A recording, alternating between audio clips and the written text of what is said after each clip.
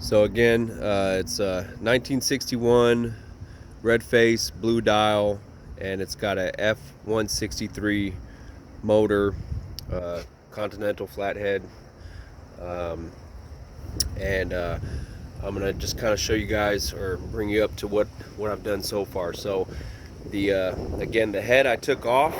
The motor was completely seized, and I had to take the head off to see what exactly was going on. I couldn't free it up. It wasn't going. Tried to take the spark plugs out first and pour some Marvel mystery oil down there and some penetrating oil and let it sit for a couple days, and it wasn't going. So I took the block off and saw in here that there was about I still got some of the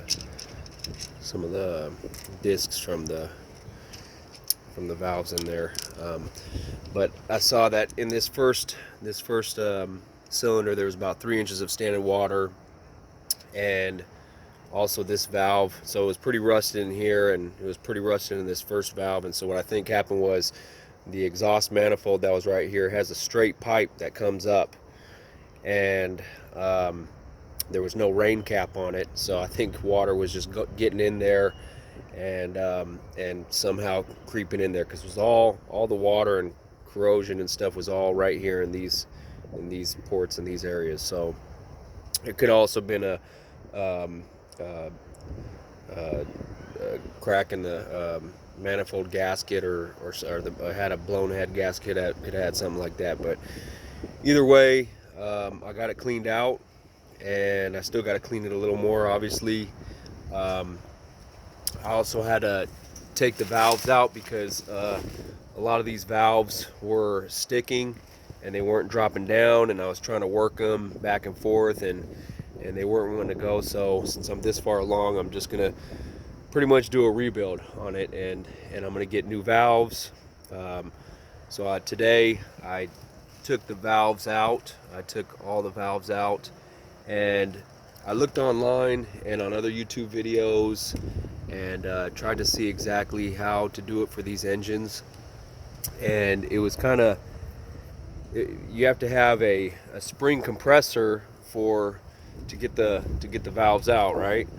And but the thing is that the springs and valves, and the way they are for this motor, is they're inset in here. So you can't use a typical spring compressor, valve spring compressor that you'd rent from like O'Reilly's or AutoZone, or that you'd buy from over there. You have to have like a C-clamp style one, and those ones are pretty expensive. But I found one online. It looks just like this. This is what it is.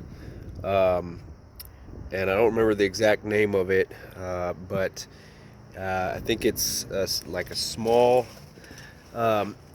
engine spring compressor, and you could just look it up on Amazon, or just look up spring compressors for small motors, small engines, and you should see something like this. And again, this is on Amazon. They also had a Briggs and Stratton style that was a little different than this, but anyways, it's relatively small. Kind of looks kind of flimsy, but it worked. It did the job. Yeah, I was able to put it.